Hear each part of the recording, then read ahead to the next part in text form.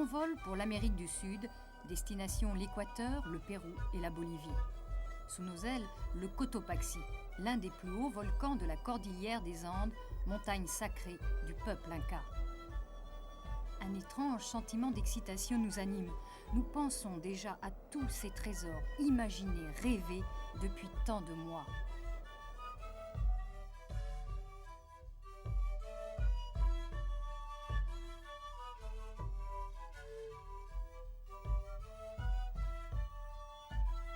Derrière les murs blancs de la ville, au cœur des églises obscures et fraîches, l'or des trésors ruisselle. Ici, dans chaque rue, dans chaque cloître et dans chaque couvent, se cachent peintures, sculptures, pièces d'orfèvrerie uniques au monde. Le cloître de la Recolata, célèbre pour ses stalles, fait pâle figure à côté des fastes de l'église San Miguel. Un retable ordinaire, pourtant entièrement recouvert d'or. Cadre banal ou presque pour messe quotidienne. Partout en Amérique du Sud, la parole de Dieu continue de résonner dans la splendeur affichée de ces églises. Sans doute avons-nous là sous les yeux une infime partie des richesses de l'ancien empire inca, passées lors de la conquête aux mains des religieux.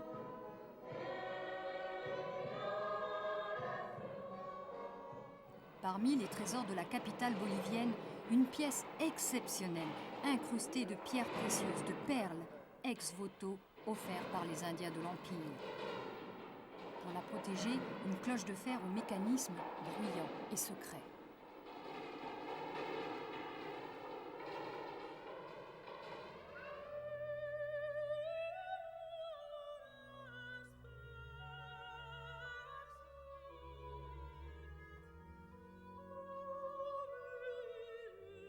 Une œuvre d'une richesse telle qu'elle suffirait, dit-on, à payer la dette extérieure du pays.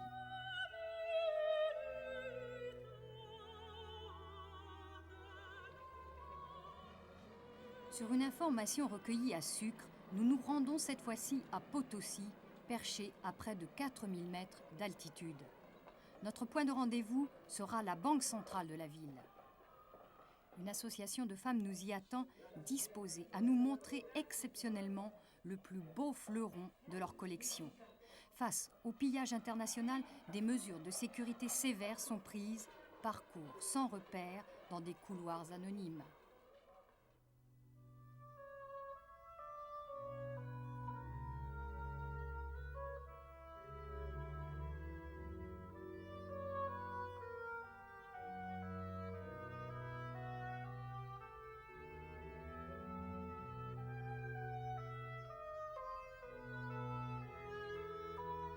Cet ostensoir d'or filigrané, fabriqué au XVIe siècle, juste après la conquête, n'est pas la seule possession de ce groupe de dévotes. Il y a aussi cette étole, brodée de perles fines, incrustée d'émeraudes. Nous n'en verrons malheureusement pas plus, les chefs-d'œuvre de l'art sud-américain pillés systématiquement se tairent. Le magot excite bien trop de convoitises, comme nous l'explique cet architecte madrilène. Pour le cas des Dominicains, ils ont eu dans le siècle passé une invasion des Dominicains italiens qui ont vendu, qui ont envoyé les chefs d'art en Italie. Et de l'autre côté, il y a eu une occupation aussi militaire du propre gouvernement équatorien dans le temps, où les Dominicains équatoriens ont caché une grande partie de leur trésor. Jusque maintenant, on ne sait pas où ils ont caché.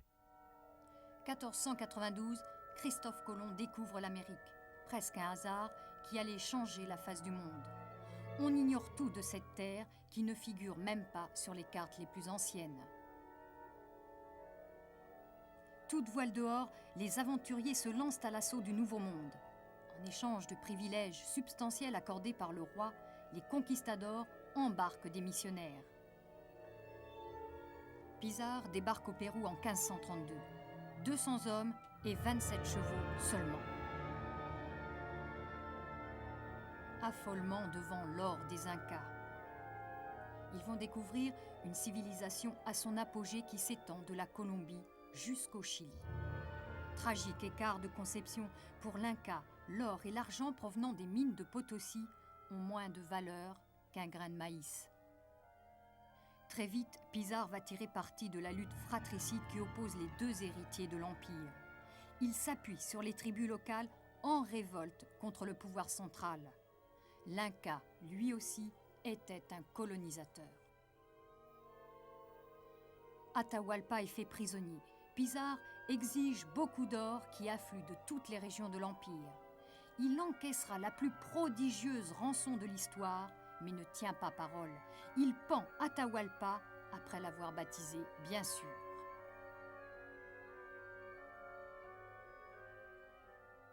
Cusco, la capitale de l'Empire Inca, tombe et c'est sur ses ruines que les conquérants s'installent.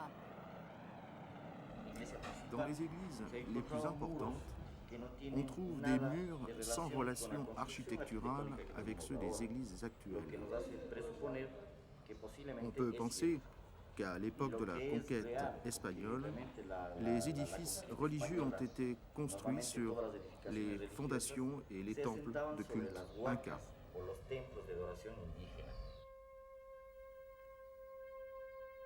C'est ainsi que le couvent de Santo Domingo à Cusco sera construit sur les fondations de l'ancien temple du soleil inca. Porte trapézoïdale recouverte de fresques allégoriques.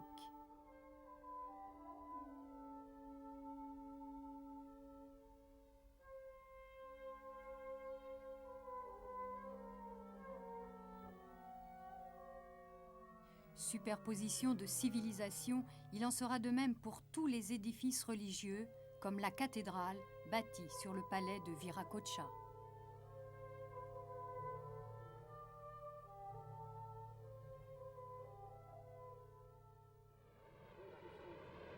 Dès lors, l'histoire s'accélère. Dominicains, franciscains, puis jésuites s'implantent. En quelques décennies, ces pères très catholiques vont conquérir l'Inca, subjuguer l'âme indienne. L'art religieux sera le moteur de l'évangélisation. L'Indien, au service de l'art de la conquête, sera lui l'instrument de sa propre conversion.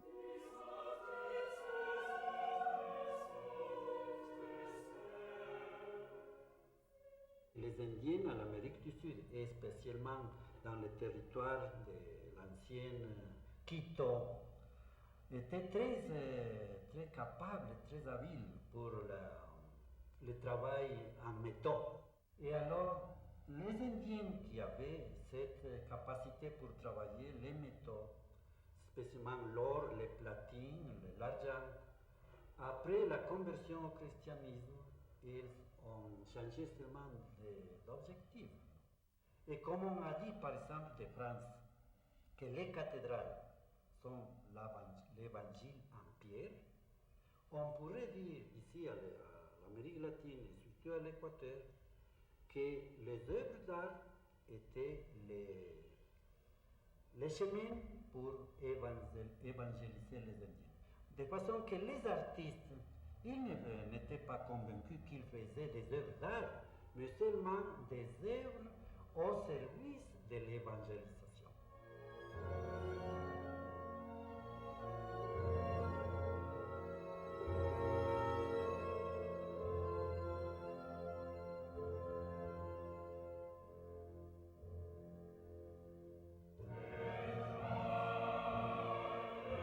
Pendant 2 siècles, des centaines d'églises vont être bâties, des milliers d'œuvres d'art créées. Une profusion sans commune mesure dans l'histoire d'un pays.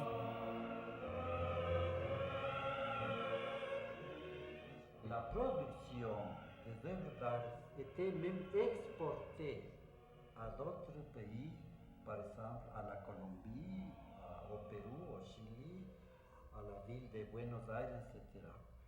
Et nous connaissons un document de la douane d'après lequel, au XVIIe siècle, sont sortis de Quito quelques 400 caisses pleines d'œuvres d'art.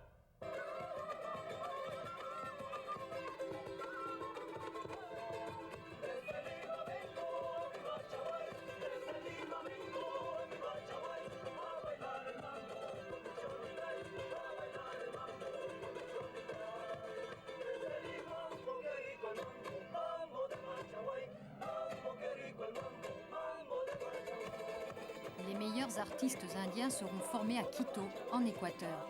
C'est dans cette ville que l'ordre des franciscains établit le premier collège d'arts et métiers du vice-royaume.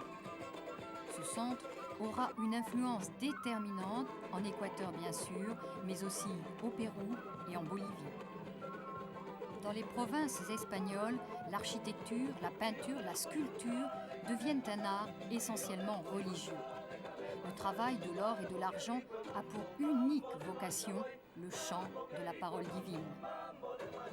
Dans ce processus, toute mythologie inca est censurée. Des écoles s'organisent. Elles attirent les Indiens en masse. On ouvre des ateliers jusque dans les villages les plus reculés. Peintre naïf de l'école de Tigua, Miguel perpétue partiellement cette tradition. Mais à la différence de ses ancêtres, il raconte son peuple et signe ses toiles.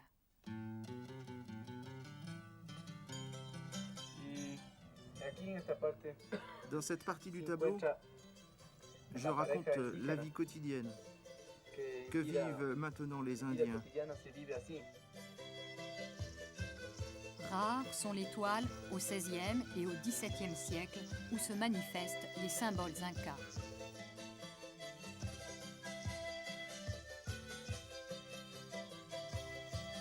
Cette Vierge à la montagne de l'école de Potosí en Bolivie est une des exceptions.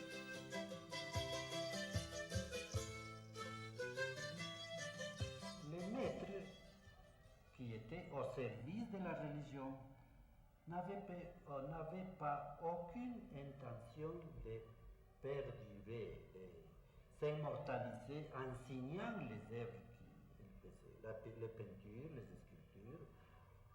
Très rarement on a trouvé une signature dans un tableau ou dans une sculpture. Parce que la plupart des artistes étaient des anonymes. Nous conservons dans notre bibliothèque des traités des maîtres italiens de la Renaissance. Les artistes lisaient et même copiaient. Alors c'était la façon à faire presque toutes les choses pour le culte catholique.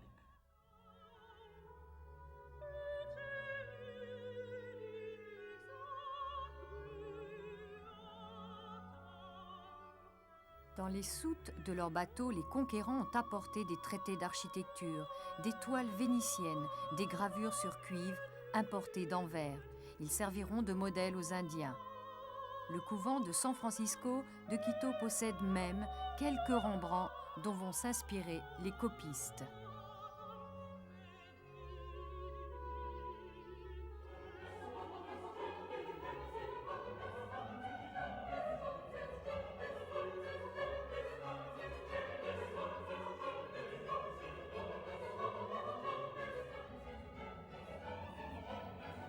L'art de la conquête, au départ, est exclusivement un art de reproduction et de copie des modèles européens.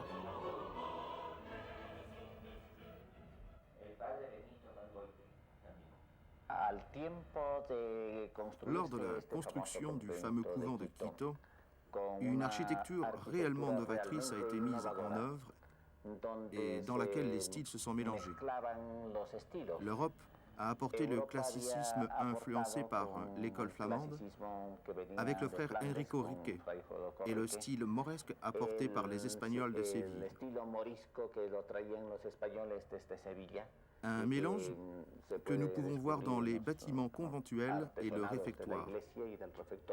Dans le même temps, un baroque extrêmement riche a surgi de l'imagination de l'artiste créole, de l'artiste métis et indigène.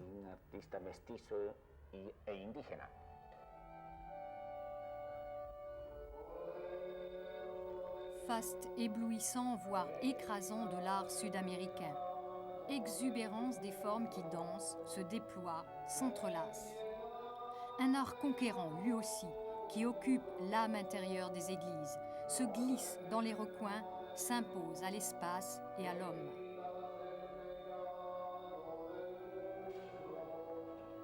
L'horreur du vide est un thème majeur à toute création coloniale. Les façades retables des bâtiments religieux anticipent les retables des nefs et des chapelles dorées à la feuille d'or. le conquérant et l'Indien, écrasés devant tant de puissance, ne peuvent échapper au mysticisme. Le baroque sud-américain, une juxtaposition de styles volés au manuel d'art et qui devient à son tour expression d'une identité. L'outrance, la démesure sont autant de moyens pour contourner une création imposée. Le baroque, c'est moins un style qu'une révolte subtile contre l'ordre établi. Nous avons l'âme équatorienne qui chante comme une musique nouvelle, une musique qui communique à notre identité une note caractéristique, la culture européenne totalement assimilée. L'Européen, cet homme blanc, a enseigné tout ce qu'il savait sans rien garder pour lui. Il a enseigné une chose extraordinairement adéquate à l'Indien, ce qu'est l'art. Cette conquête spirituelle, cette conquête chrétienne des villages équatoriens, dans leur diversité, est ce qui a donné la caractéristique fondamentale de l'actuelle cité équatorienne. Richesses artistiques sans pareil du pays équatorien, pas moins de 3600 églises y ont été construites, dont 34 pour la seule ville de Quito. Témoignant de la puissance et de la richesse des ordres qui rivalisent, parmi les plus belles, il faut citer les églises de San Francisco, de Santo Domingo et celle de la Compagnie de Jésus, dont la pièce maîtresse est un retable de 25 mètres de haut. Quito, où nous errons impatients en attente d'autorisation trop lente à venir. Quito, enfin, qui regorge de richesses à tel point que la ville vient d'être classée par l'UNESCO patrimoine mondial. Les historiens d'art européens qui ont visité dernièrement presque toute l'Amérique latine sont convaincus que la ville de Quito, pendant le régime espagnol, est devenue en Amérique à la même catégorie qui était la ville d'Anvers en Belgique dans le 16e et 17e siècle, comme la plus grande ville de commerce des œuvres d'art.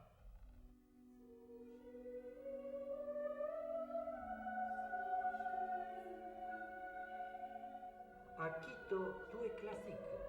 À la fondation de la ville, avait parmi les citoyens des personnes qui étaient natives de Grèce. C'est pour ça qu'il est vraiment étonnant de voir ici à Quito, par exemple, les visages des vierges, des crucifix, etc., tellement parfaits qui semblent être dans la Renaissance italienne. Ici, nous avons pu pénétrer dans l'un des dépôts du couvent de Saint-François, où s'entassent pêle-mêle des œuvres cachées aux profanes.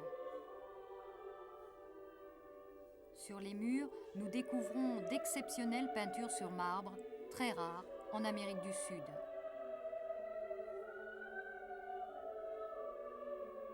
Si les ordres comptent parmi les plus riches possesseurs, les banques, elles aussi, sont devenues détentrices de ce patrimoine national. La Banco Central de Quito, banque d'État, possède même son musée.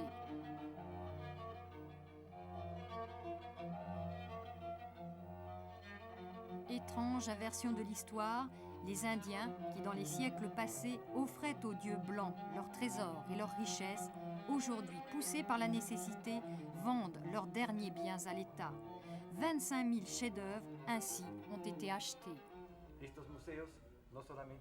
Ce musée s'occupe non seulement de ses propres collections, mais il se charge aussi de restaurer des monuments comme les couvents, les églises et même les édifices publics de l'époque coloniale. C'est ainsi que la Banque centrale, réserve monétaire du pays, a une mission de mécénat qui préserve aussi le patrimoine.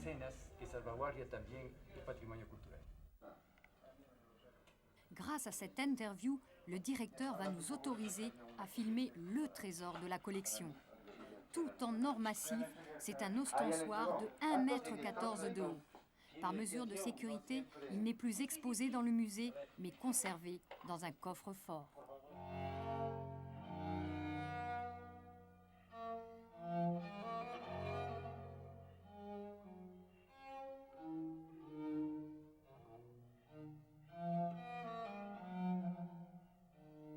Cette pièce a été vendue par le Carmel moderne de Quito pour payer les travaux de restauration de ces bâtiments.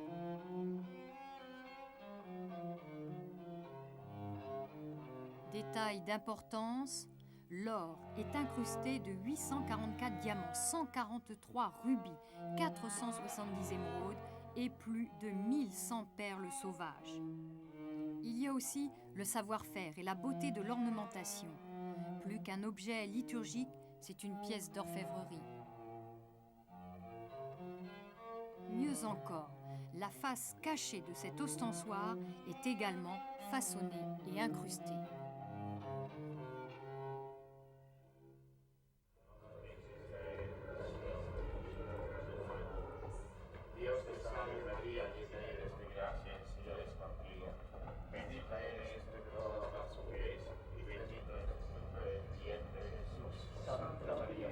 La virtuosité de l'art de la conquête ne s'est pas seulement exercée sur la peinture, la sculpture ou le travail des métaux. La bibliothèque du couvent des Dominicains est sans aucun doute la plus riche du pays. Parchemins, manuscrits, antiphonaires, 31 000 exemplaires viennent d'être inventoriés.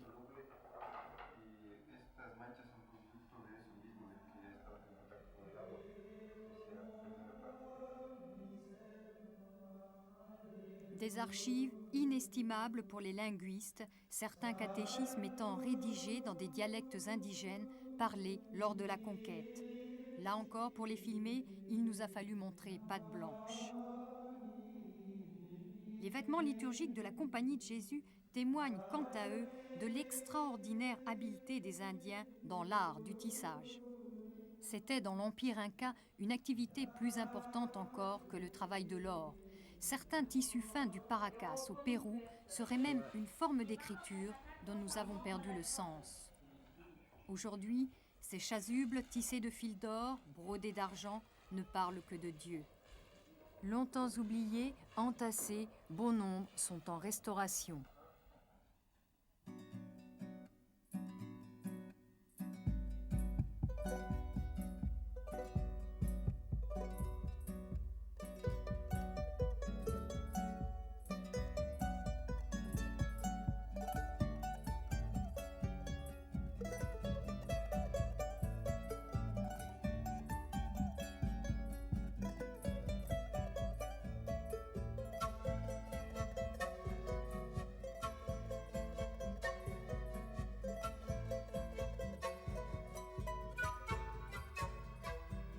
L'Équateur, le Pérou, la Bolivie ont pris conscience et accepté cette page de leur histoire.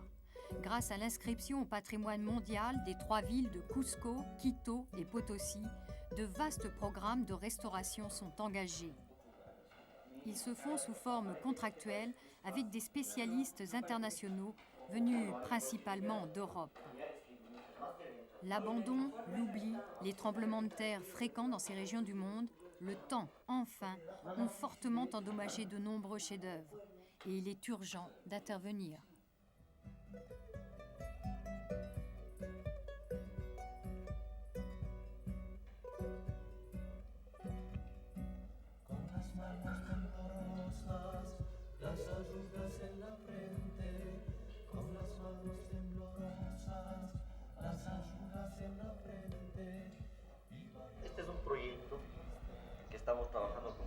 C'est un projet que nous menons en collaboration avec le gouvernement espagnol, en contrat avec l'Institut national du patrimoine, la coopération internationale et l'association du 5e centenaire. Ce sont ainsi plus de 150 personnes qui travaillent à la conservation et à la restauration du patrimoine équatorien. Symptomatique de notre époque, les grandes écoles d'art du XVIe siècle ont été remplacées aujourd'hui par de florissantes écoles de restauration. Ordres religieux, État, collectionneurs privés, tous restaurent.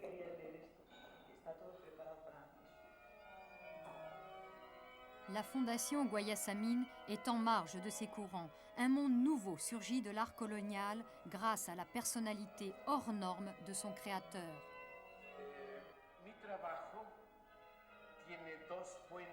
Mon travail repose sur deux sources d'inspiration. L'époque précolombienne et l'art colonial de mon pays. Il y a vraiment beaucoup à voir sur ces Christ sculptés. Comme par exemple ces os du thorax et toutes les choses qui révèlent l'anatomie du dos.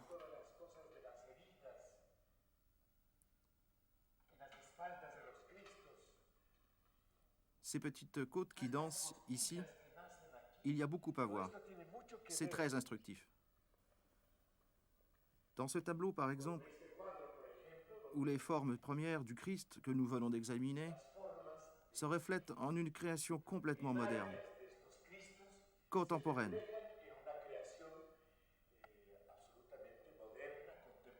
Mais dont le jaillissement surgit de l'art précolombien et de l'art colonial. Sublime naïveté de ce Christ articulé. Autant de sources d'inspiration puisées dans l'histoire. Artiste internationalement connu, Guayasamín, comme de nombreux Équatoriens, possède une exceptionnelle collection. Chasubles tissés de fils d'or, brodés d'argent, visages d'anges auréolés de vrais cheveux.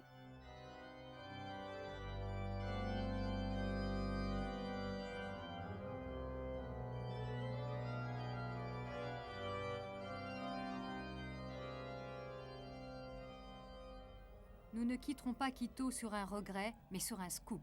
Grâce à un réseau de relations tissé patiemment pendant 1 an d'enquête, nous obtenons in extremis l'autorisation exclusive de filmer l'ostensoir du couvent de San Francisco, caché quelque part dans des catacombes.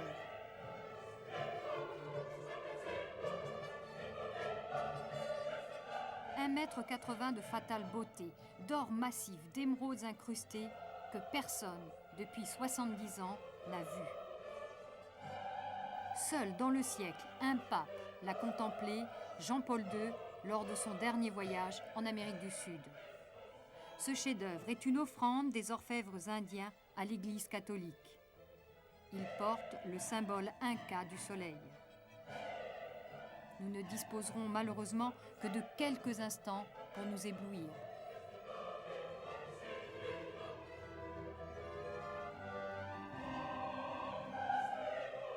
Vie, mort des civilisations, pour tous ces trésors que nous avons pu découvrir, combien d'autres plus beaux encore restent cachés.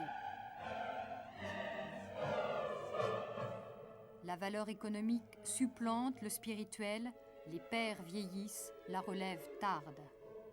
1992, date fatidique. L'empire inca aura duré 5 siècles. Il y a 5 siècles, les conquistadors découvraient le Nouveau Monde.